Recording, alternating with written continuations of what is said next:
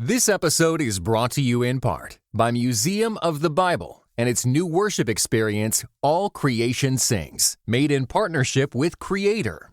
Step into an immersive room with vibrant visuals, soundscapes of praise, and interactive displays illuminating the story of worship. Get tickets at museumofthebible.org/ACS.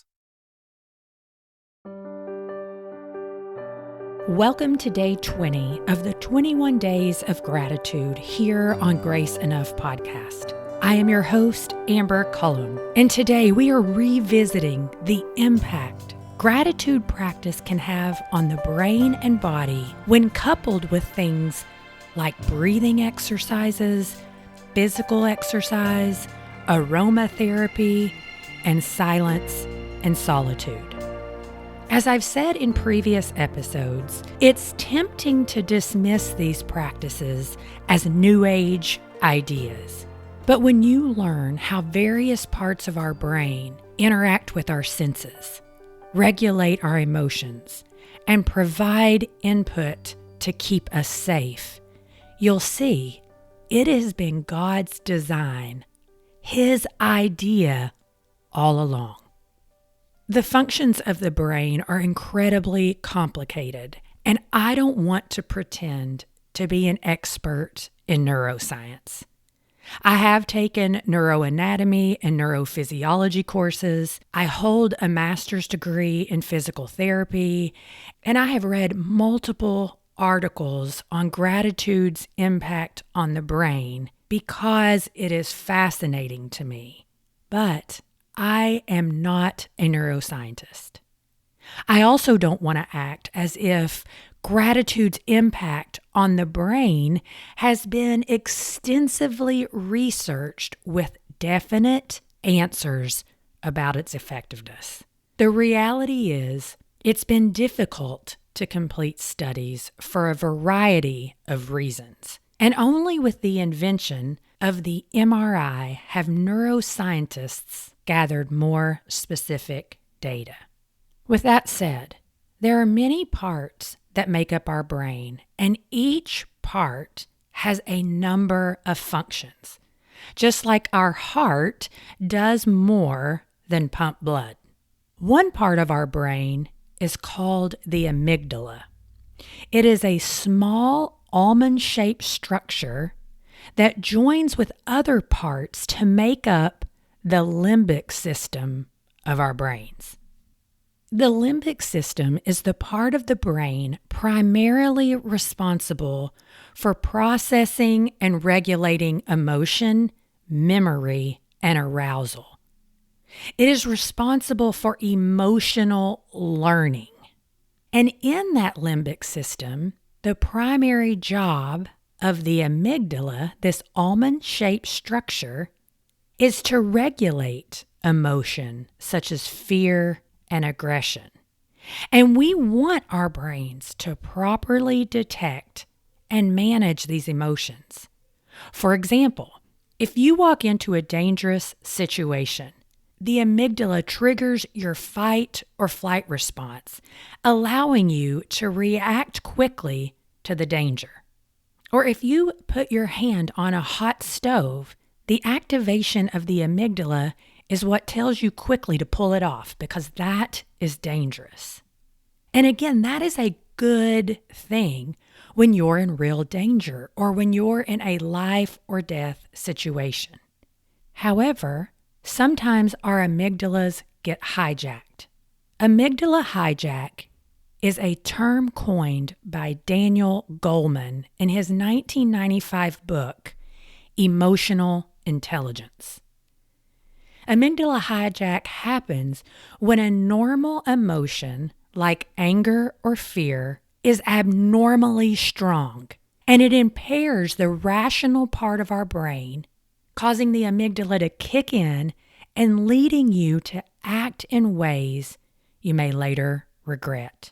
Disorders such as PTSD, severe phobias, panic disorders, anxiety, and depression have been linked to damage of or dysfunction of the amygdala. But what does this have to do with gratitude practice and other senses therapy?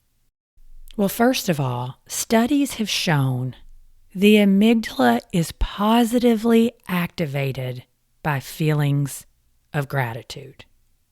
Secondly, we need to know the amygdala receives input from all of our senses.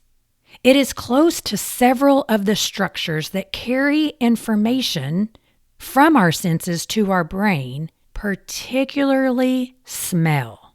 That is why scents can connect strongly to emotions and memories.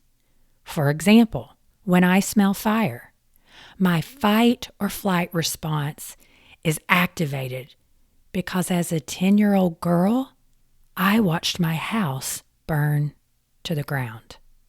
Also, when I smell Candleberry's vanilla crumb cake candle, I immediately feel warm and cozy and experience lovely memories of fall days in Kentucky.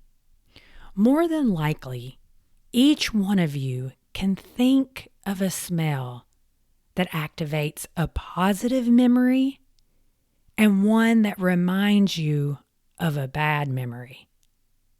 Another example for me, when I was a young girl, I got a stomach bug and I had eaten Funyuns. I still cannot smell or eat Funyuns because it reminds me of how sick I was.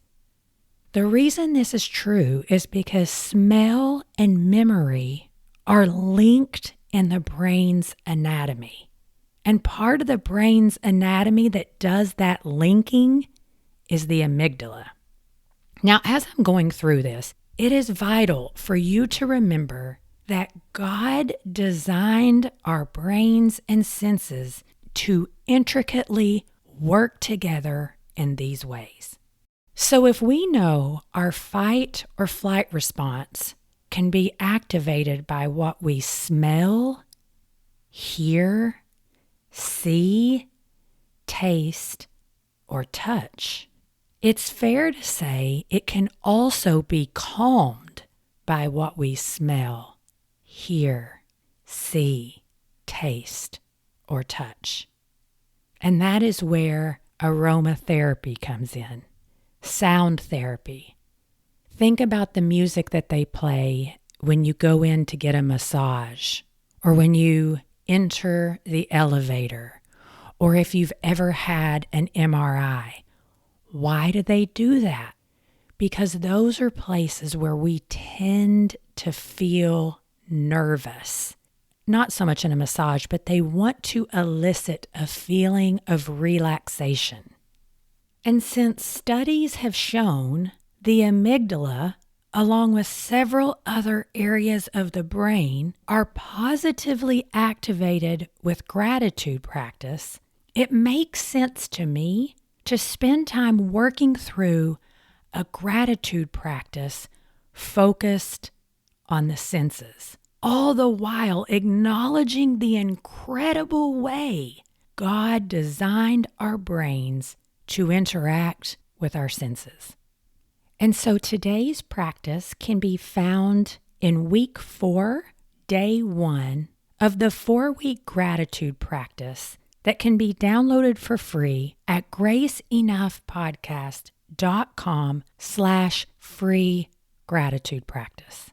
Let's spend time giving thanks for things we see, smell, hear, taste, and touch that bring us joy, being specific that it is gratitude to God for all that He provides. Thank you, God, for the sight of leaves falling from trees outside my window.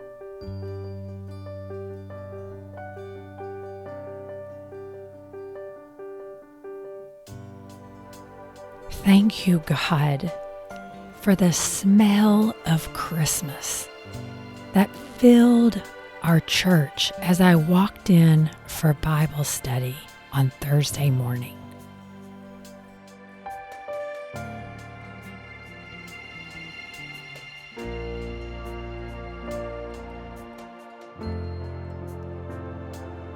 Thank you, God, for the sound of my children singing together with our neighbors as they practice the Christmas carol.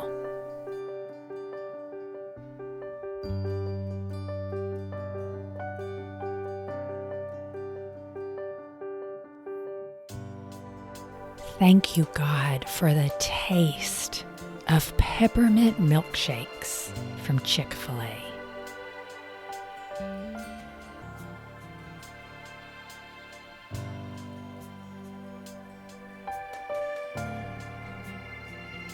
Thank you, God, for the texture of soft pajamas against my skin as I cozy up at night to read before bedtime.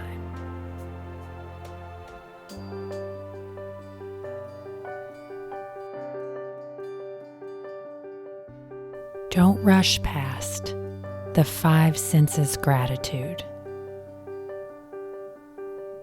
I encourage you to spend time allowing instrumental music to play, or maybe during a quiet walk outside, thanking God for 1 to 3 things you are thankful for that you can see, smell, hear, taste, and touch.